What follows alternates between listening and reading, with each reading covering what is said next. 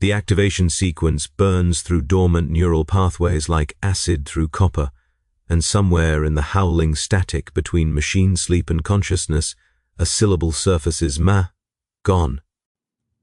The Tech Marine's voice arrives as if transmitted across light years, though I know he stands mere inches from my sarcophagus. Ancient One, the chapter requires your wisdom. Can you hear me, venerable brother?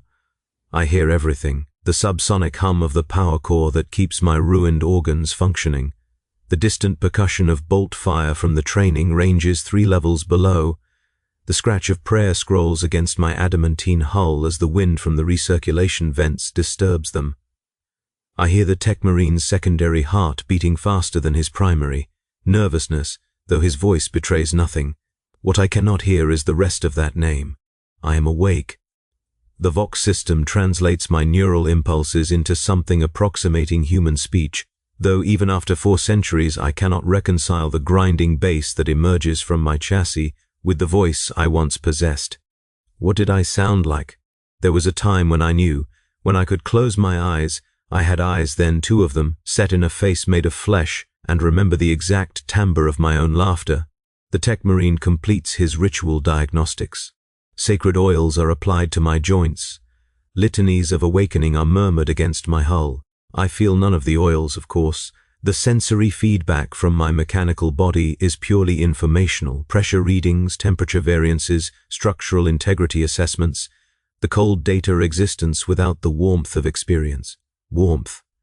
The word triggers something, not a memory precisely. More like the negative space where a memory should be. A shape defined by its absence, the way a hole in a wall reveals itself through the light that passes through it. There was warmth once, specific warmth, small warmth, the weight of something, someone, Ancient One. Proceed with the briefing. The Tech Marine's vocal patterns shift to formal cadence. An enemy force has fortified the shrine world of Kalos the Seventh. The chapter master requests your counsel on siege protocol. Your experience during the Vraxian campaign. I remember Vrax. The statement emerges before I can stop it, and even as the words leave my Vox grill I recognize their peculiarity. Of course I remember Vrax. I remember every campaign, every battle, every death I have dealt and every wound I have suffered, catalogued and preserved in perfect machine clarity. 407 years of warfare, recorded with the precision of a cogitator's memory banks. But I said it differently. Not I have tactical data from Varax, or my combat records include the Vraxian campaign.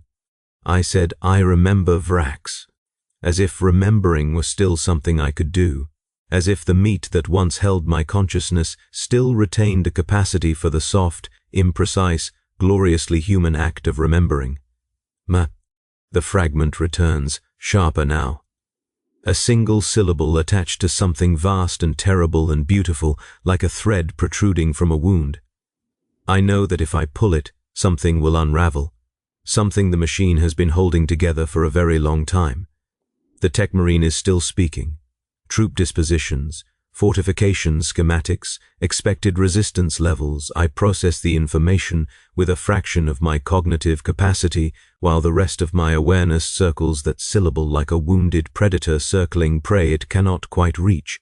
Estimated 4,000 defenders, primarily conscript grade. When was my last awakening? I interrupt. The Tech Marine pauses. I watch him through the optical array that serves as my vision, his heat signature shifting as blood rises to his face. Confusion? Concern? I have lost the ability to read human expressions with any reliability. The machine shows me data. Elevated temperature in capillaries, increased perspiration, pupil dilation. But the interpretation of that data requires a reference frame I no longer possess. 37 years ago, Ancient One. The cleansing of Herodias Station. Your tactical recommendations proved instrumental in... Before that, another pause. I would need to consult the chapter records. Consult them. He hesitates. I understand why. Dreadnoughts are weapons, not historians. We are awakened to fight, to kill, to lend our ancient experience to current conflicts, and then we are returned to our slumber until we are needed again. We do not ask questions about our own histories. We do not investigate the gaps between our awakenings. We simply are, tools in the chapter's arsenal, deployed and stored with no more curiosity about our own existence than a bolter possesses about the battles it has seen. But something has changed, something in the activation sequence perhaps, a corrupted data string, a misfiring neural pathway.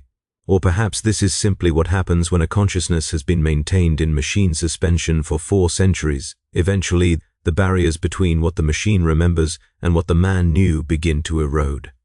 The tech marine departs to retrieve the records. I am left alone in the reclusium, surrounded by the sealed sarcophagi of my sleeping brothers. 12 of us remain, though only 8 are functional. The other 4 have succumbed to the inevitable degradation that claims all such war machines: power, cores failing, neural interfaces corrupting, the ancient flesh within finally surrendering to wounds that even our enhanced biology could not heal. I wonder, not for the first time, how much longer I have. The machine does not fear death, but something within me, something I had thought thoroughly exterminated by centuries of war, stirs at the thought. Not fear, something older, something that connects to that incomplete syllable still echoing through my consciousness.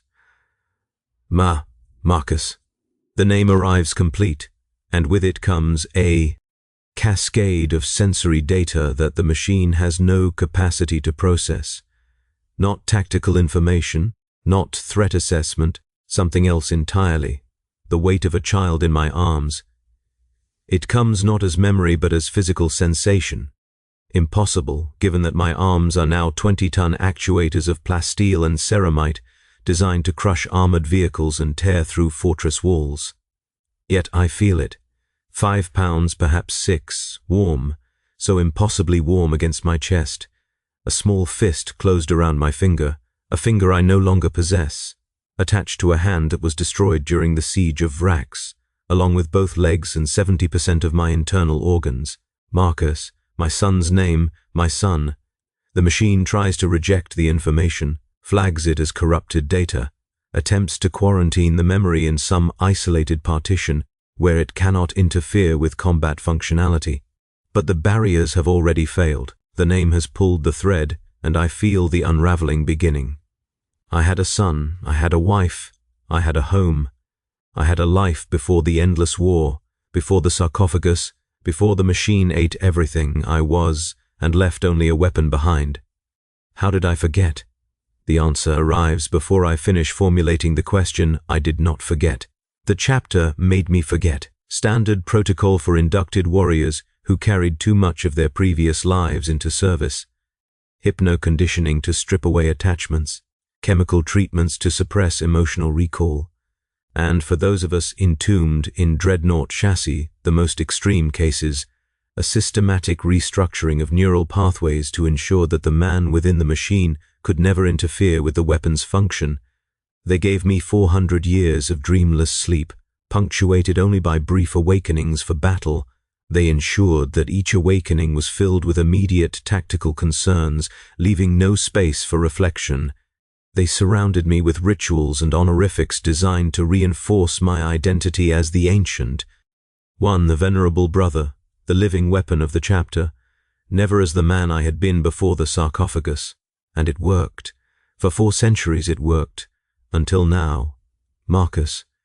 He was 3 years old when I left. I remember the way his hair curled at the back of his neck.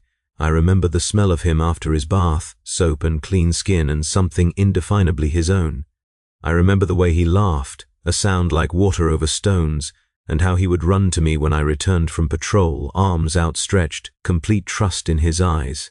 Father! The word echoes through my consciousness, and the machine flags it as a system error. Father is not in my designation. I am the Ancient One. I am Venerable Brother Damien of the 4th Company.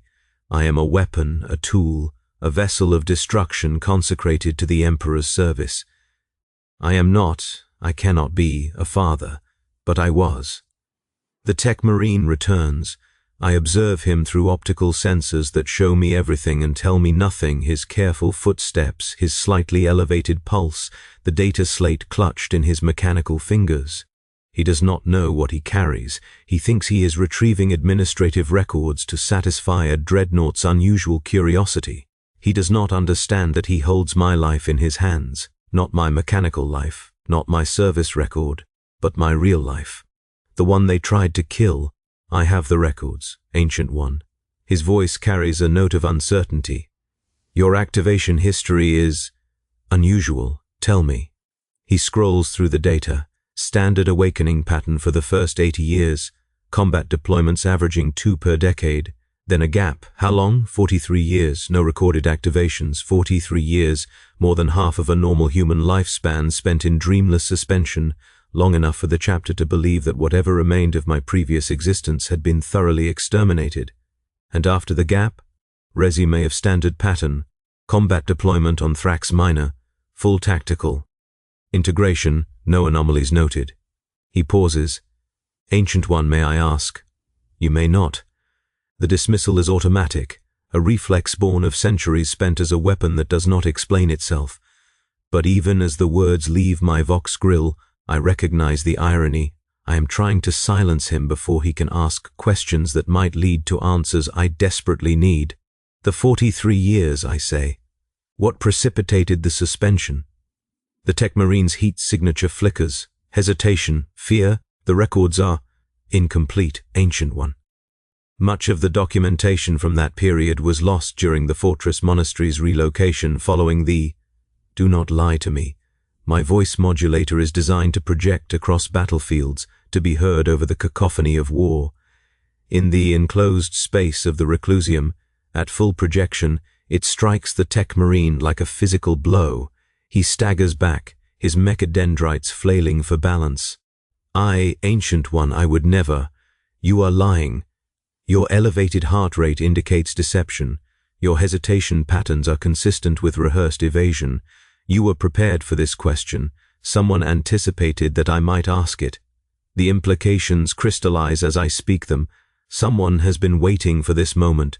For 400 years, someone has been preparing for the possibility that I might remember. The Tech Marine says nothing. His silence is confirmation enough. Who ordered the memory suppression? I cannot. Who? The word reverberates through the Reclusium. One of the other sarcophagi emits a brief warning tone. Its occupant stirring in machine sleep, disturbed by the sound. The Tech Marine looks toward the door, clearly calculating whether he can reach it before I reach him. He cannot. The chapter master, he says finally. His voice has gone quiet, resigned. Not the current one. His predecessor's predecessor. Master Arcturus. He ordered the cognitive restructuring personally, oversaw the procedure, and left standing orders that, if you ever showed signs of memory recovery, you were to be... He stops. I was to be what? Permanently deactivated. The words emerge barely above a whisper.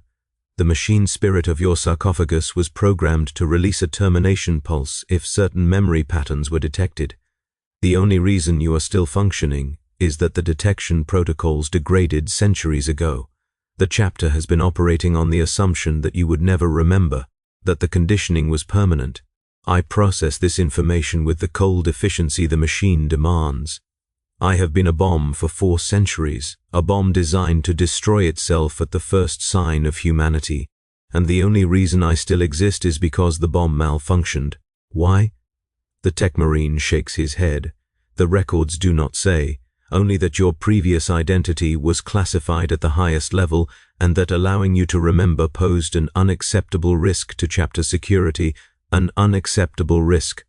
I was a husband, a father, a man who loved his family with the terrifying intensity that humans are capable of. And somehow that love was deemed more dangerous than any enemy the chapter has ever faced. What did they do to my family?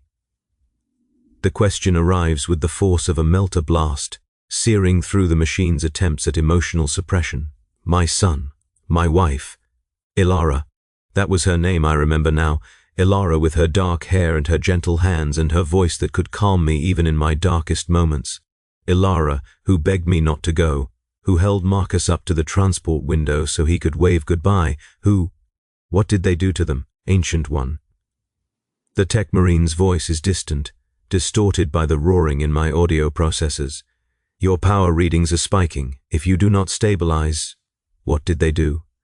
I am moving before I register the decision, 20 tons of consecrated armor surging forward, power fist rising, optical sensors locked on the Tech Marine's retreating form. He is not my enemy. I know this. The rational part of my consciousness, the part the machine has cultivated for 4 centuries, understands that he is merely a messenger, a technician following orders given long before his birth. But the man inside the machine does not care about rationality. The man inside the machine wants answers, wants blood, wants to tear down the reclusium stone by stone until someone tells him what happened to his son. The Tech Marine reaches the door. It seals behind him with a hiss of pressure equalization, locking me in, containing me, as if walls could contain what I am becoming. I stand alone in the reclusium, surrounded by the sleeping hulks of my brothers, and I feel something I have not felt since the moment they sealed me in this metal coffin, rage. Pure, incandescent, gloriously human rage. The machine tries to suppress it, to channel it into combat-useful aggression, but the protocols were not designed for this. They were designed to harness rage against enemies, not against the chapter itself. Marcus, I hold his name like a weapon, like a key, like the first word of a prayer I am only beginning to remember. They took him from me. They took everything from me. And then they hollowed out my mind and filled it with war, trusting that the machine would be stronger than the man. They were wrong. The security protocols have locked down the reclusium, but security protocols were not designed to contain a dreadnought. I am a siege weapon. I am designed to break through fortress walls, to shatter defensive lines, to destroy anything that stands between me and my objective. The reinforced door that separates me from the rest of the fortress monastery might stop a squad of infantry. It might slow a heavy weapons team. It does not slow me. The adamantine buckles under my power fist. 3 strikes and it tears free of its housing. I step through the gap into the corridor beyond, and I am met by a squad of my brothers, living brothers, flesh and blood. Warriors in their power armor, bolters raised. Stand down, Ancient One. The sergeant's voice carries the authority of centuries of training. We do not wish to harm you. Then step aside. We cannot. The chapter master has ordered your containment until the chapter master can deliver his orders in person. I advance. They do not fire. They know, they must know, that their bolters cannot penetrate my armor. I am a relic of a forgotten age, built with techniques that the modern Tech Marines barely understand. Stopping me would require weapons that would destroy half the fortress monastery along with me. They fall back. One of them is speaking into his vox bead, calling for reinforcements, for the chapter master, for someone with the authority to address this situation. I do not care. Let them call whoever they wish. Let them summon the entire chapter. I will have my answers. The fortress monastery is a maze of corridors and chambers, but the machine remembers every layout I have ever encountered. I was here when this place was built. I walked these halls when they were still being carved from the mountain. My path to the chapter master's sanctum is burned into my memory, as permanent as the neural connections that keep my consciousness tethered to this mechanical body. I pass initiates who flatten themselves against walls, eyes wide with terror. I pass servitors who continue their mindless tasks, unaware that anything unusual is occurring. I pass a chaplain who raises his crozius and begins an exorcism prayer, apparently believing that I have been possessed by some daemon. Perhaps I have. Perhaps the daemon's name is memory. Perhaps the most dangerous thing in the universe is not the horrors that lurk in the warp, but the simple human capacity to remember love. Marcus. I say his name aloud, and my vox grill transforms it into something terrible, a bass rumble that shakes dust from the ancient stones. Around me, brothers scatter. They have never seen me like this. They have only ever known me as the Ancient One, the weapon that wakes when needed and sleeps when not, as predictable and controllable as any other piece of chapter equipment. They do not know the man inside the machine. They forgot that such a man ever existed. I am going to remind them. The chapter master's sanctum is guarded by veterans in Terminator armor. The most elite warriors the chapter possesses. They stand in my path, storm bolters raised, power fists crackling with energy. Each of them could punch through a tank's hull. Together, they might actually pose a threat to my ancient chassis. Ancient One. The lead Terminator's voice is surprisingly calm. Whatever grievance you carry, this is not the way to address it. Violence against your brothers serves only the enemies of mankind. My brothers. The word emerges as a snarl. My brothers murdered my family. My brothers cut open my mind and carved out everything that made me human. My brothers turned me into a weapon and pointed me at the enemies of an Imperium I never chose to serve. I advance another step. Do not speak to me of brotherhood. The Terminator does not flinch. I do not know the truth of what you say, but I know that the chapter master is the only one who can provide answers. If you destroy us, you destroy your only path to the truth you seek. The logic is sound. The man inside me howls for violence, for retribution, for the satisfaction of crushing something, anything, in the grip of my power fist.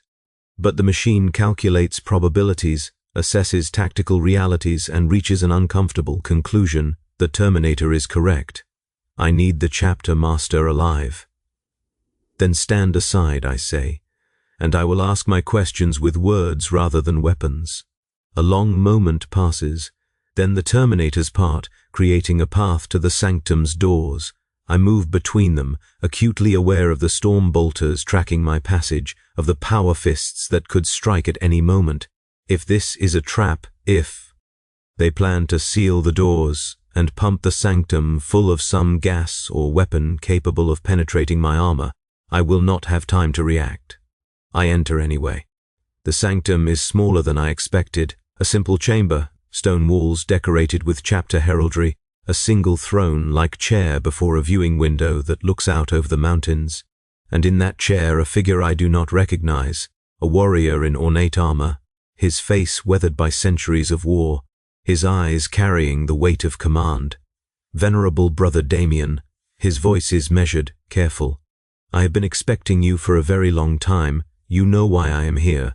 I know that the memory blocks have failed. I know that you remember your son. He pauses. I know that you want answers that I am not certain I can give. Cannot, or will not, cannot. He rises from his chair, moving with the careful grace of a warrior whose body carries centuries of battle damage. The events you are seeking to understand occurred before my birth. I know only what the records tell me, and the records are, deliberately, incomplete.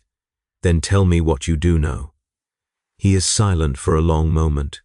Through the viewing window, I can see the sun setting over the mountains, painting the snow-capped peaks in shades of gold and crimson.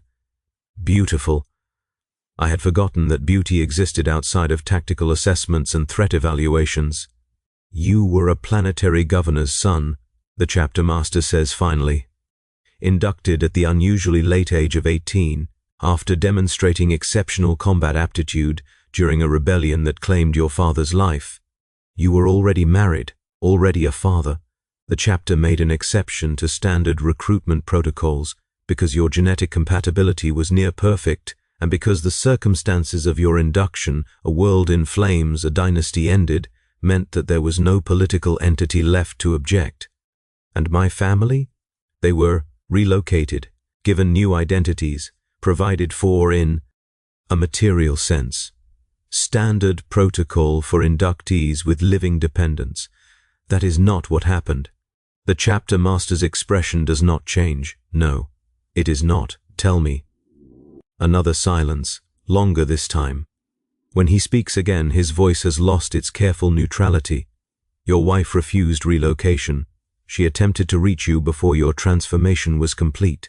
He stops, starts again. She was intercepted by chapter security. There was an altercation. She was killed. The words strike me with more force than any weapon I've ever faced. I feel the machine trying to process them, trying to categorize them as tactical data, but there is no protocol for this. No combat algorithm for the death of a woman I loved more than life itself. And Marcus, your son was present when she died. He was damaged by the experience, psychologically. The chaplain's attempted intervention, but the trauma was too severe. He could not be conditioned for service. He could not be safely released into the general population. He was killed. The chapter master does not answer. He does not need to. I stand in the center of the sanctum, 20 tons of consecrated armor containing the shattered remains of a man who once had everything, and I feel the last fragments of my humanity burning away. Not into rage, not into despair, into something colder, something that the machine has been trying to cultivate for 4 centuries but could never quite achieve, while even the ghost of love remained. I feel nothing. The cognitive restructuring was necessary, the chapter master says. His voice has taken on a defensive edge. You were unstable, dangerous. During the 43 years of your suspension, you destroyed 3 containment cells and killed 9 brothers who attempted to calm you. The only options were complete deactivation or the removal of the memories that were driving your madness. Master Arcturus chose the latter. He believed that the weapon you could become was worth the cost of the man you had been. And was it? The chapter master's gaze does not waver. You have served the Emperor for 4 centuries. You have killed thousands of his enemies. You have protected billions of his servants. By any objective measure, Master Arcturus's decision was correct. Correct. Such a simple word for such an absolute atrocity. They murdered my wife and son, hollowed out my mind, and turned me into a killing machine, and by the cold calculus of imperial necessity, they made the correct choice. This is the Imperium I have served. This is the truth behind the golden aquilus and the noble speeches and the endless sacrifices demanded in the Emperor's name. Not glory, not righteousness, just mathematics.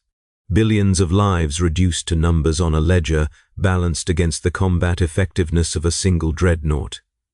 I should feel something, rage, grief, horror at the realization of what I have been party to for 400 years, but the machine has finally achieved what it was always designed to achieve.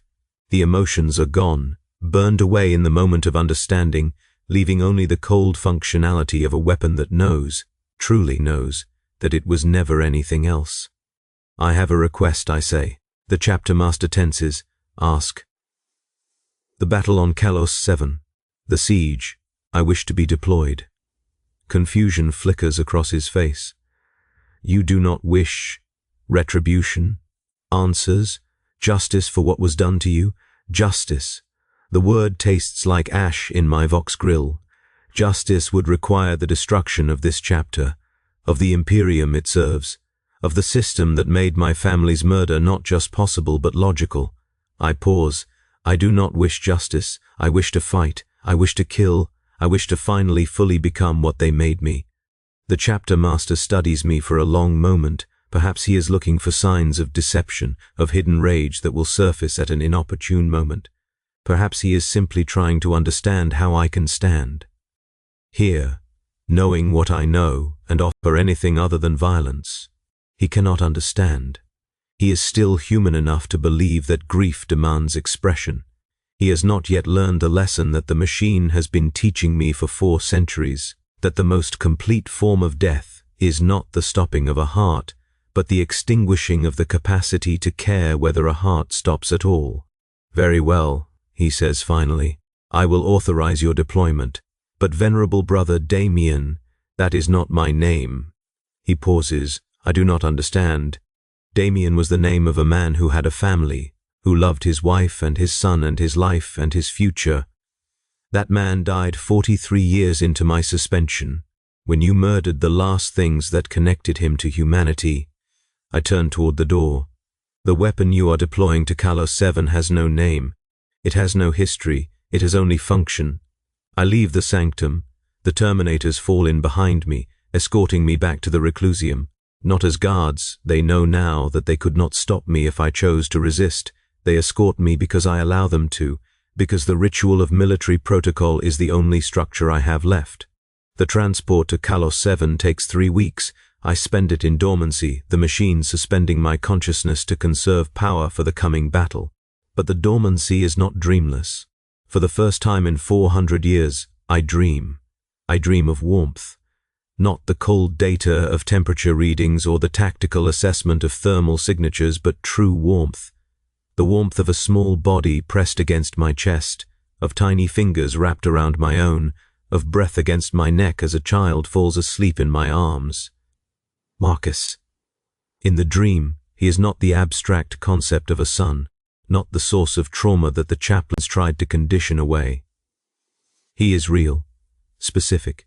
3 years old, with his mother's dark hair and my grey eyes smelling of soap and something indefinably his own. He is asking me to stay, begging me, in the way that children beg, with the absolute conviction that if they ask hard enough, the universe will bend to accommodate their wishes. Please, Father, please do not go. And in the dream, I make a different choice. I put down my weapons. I remove my armor. I walk away from the transport that would carry me to induction, away from the chapter that would hollow me out and fill me with war, away from the centuries of killing that await me in the machine's cold embrace. I stay. I hold my son. I grow old with my wife. I die with my memories intact, surrounded by grandchildren who carry my blood and my name and my love into a future I will never see. I wake from the dream as the transport enters Kalos, the 7th's atmosphere. The battle is everything I expected and nothing I remember. The enemy has fortified a shrine world corrupt priests who have turned from the Emperor's light and embraced dark powers I do not care to name. They have summoned abominations from the warp. They have twisted the faithful into monsters. They have made themselves the enemy of everything I am programmed to destroy. I kill them, all of them. Not with rage, the rage is gone, but with the mechanical efficiency of a weapon that has finally, completely, achieved its designed purpose. I wade through the corrupted faithful, my power fist crushing bodies with the same deliberate precision I once used to hold my infant son. I burn their shrines with multi-melter fire, watching ancient structures collapse into ash with the same detachment I once felt watching my son's first steps. I destroy their abominations, creatures of nightmare and madness, and I feel nothing at all. This is what they wanted. This is what they made, a weapon without humanity, a killer without conscience. 400 years of careful conditioning, and all it took was the truth to complete the transformation. The siege lasts 17 days. When it ends, I stand alone in the ruins of what was once a great cathedral, surrounded by the bodies of the fallen, faithful and corrupted alike. The sunset paints the destruction in shades of gold and crimson, and I remember the view from the chapter master's sanctum, the mountains bathed in the same dying light. Beautiful. I realize, with something that might once have been surprise, that I can still recognize beauty. The machine has not taken that. Perhaps it cannot take that. Perhaps the capacity to perceive beauty is buried deeper than memory, deeper than love, somewhere in the fundamental architecture of consciousness itself. I stand in the cathedral's ruins, and I watch the sunset, and I think about Marcus. Not with grief, not with rage, not even with the cold indifference that has carried me through the battle. I think about him the way one might think about a theorem, a mathematical truth that exists independent of whether anyone believes it, independent of whether it brings joy or sorrow. I had a son, he existed, he was real, and then he was not. The simplicity of it is almost peaceful, ancient one. A tech marine approaches, different from the one at the fortress monastery, younger, less certain of himself. He carries diagnostic equipment, prepared to assess my battle damage and recommend repairs. Your chassis has sustained significant wear, he reports. Multiple armor breaches. Power systems operating at 63% capacity. Neural interface showing signs of degradation. How long do I have? He hesitates, clearly uncertain whether he should answer honestly. At current rate of deterioration. Perhaps 3 more campaigns. Perhaps fewer if the damage compounds. 3 more campaigns. 3 more opportunities to kill in the Emperor's name. 3 more chances to be the weapon they made me. Begin repairs, I say. He sets to work. I watch the last light fade from the sky, the gold and crimson giving way to the deep blue of approaching night. Stars emerge, ancient and indifferent. Light from suns that may have died. Centuries ago, still traveling through the void. Somewhere in that void, on a world I will never see again, there was once a woman who loved me and a child who called me father. They existed, they were real. and the system that destroyed them is the same system that made me, that continues to use me, that will consume me utterly when I am no longer useful. The machine asks me to feel nothing about this, to process it as data, to categorize it as historical information, to move forward with the cold efficiency that is my designed purpose. And for the first time, I refuse, not with rage, not with grief, but with something else, something the machine has no protocol for, something that exists in the space between the weapon they created and the man they tried to destroy. I choose to remember, not the pain, not the loss, not the burning injustice of what was done. Those are too large, too heavy, too certain to crush whatever remains of my consciousness if I allow them their full weight. Instead, I choose to remember a single moment, a single image, a single truth that the machine cannot categorize or suppress or transform into tactical data. Marcus, 3 years old, falling asleep in my arms. The weight of him, the warmth of him, the absolute trust in his closed eyes, the certainty that his father would keep him safe, that nothing in the universe could harm him while those arms held him close. I was wrong. I could not keep him safe. I could not even keep myself human enough to remember him, but I can remember him now, and as long as the machine continues to function, as long as the sarcophagus maintains the ruined meat that contains my consciousness, I will carry that moment with me, into every battle, through every kill, until the final system failure claims me, and whatever I am dissolves into the void. The tech marine completes his repairs, the power systems stabilize, the neural interface strengthens its connection. Ancient One, he says, the chapter requires your return. There will be other battles, other deployments. The enemies of mankind are endless, I know. I begin the long walk back to the transport. Behind me, the ruins of the cathedral smolder in the darkness. Ahead of me, the void waits, cold and empty and infinite, and in the space between, in the sacred enclosure of my sarcophagus, I hold my son one final time. The weight of him, the warmth of him, the last human thing I have. The transport's engines ignite, lifting me away from the dead world, carrying me toward the next battle, and the next, until there are no more battles left, or no more of me left to fight them. I do not know which will come first. I do not know if it matters, but I know that when the end comes, when the machine finally fails and the sarcophagus becomes a tomb, I will not die as the weapon they created. I will die as the father who remembered.